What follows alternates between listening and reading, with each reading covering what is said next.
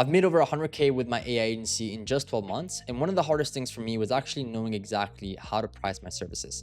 So here's exactly what to do. If you're a beginner getting started with automations, go to stage 1, which is charge hourly. Now, I'm not a big fan of charging hourly, but it is the easiest to close. It has the lowest client friction and is very, very good to get your first 3 to 5 clients. The only downside to this is that it's not fair, because if you have one guy who's bad at automations and he takes longer, he will get paid more than someone who's better at building automations, and obviously he takes less time to do it. Once you have those 3 to 5 clients plus his testimonials, we can go to stage 2, which is intermediate, which is the one that I like the most, which is value-based pricing. So you charge based on the value that you create, not the time that it takes you to create the automation. And here we have 2 different types. We have saving money, so ideal for automations that remove manual work, save the time.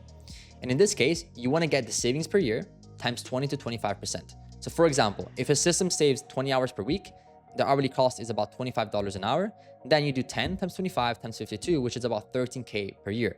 You charge 20 to 25% of that. That's about 2.6K to 3.250. And that's what you charge for the actual system. On the other hand, if you make the money, then you would do the added revenue. So the amount of money that you make them times 10%. And in this case, if the automation makes them $8,000 a month in sales, and yearly it's about 96K, then your fee, your price should be 10% of that. And once you can prove your value, then you can offer ongoing support. And this is where we get to stage 3, which is retainers, which is more advanced. So this is where they pay monthly for you to maintain plus improve the systems. And this can include monthly priority support, fixing old automations that they have, improving systems, 1 strategy call per month to make sure that you nurture that relationship with the client, and maybe 1 small automation upgrade. And here, it really depends on what you're doing.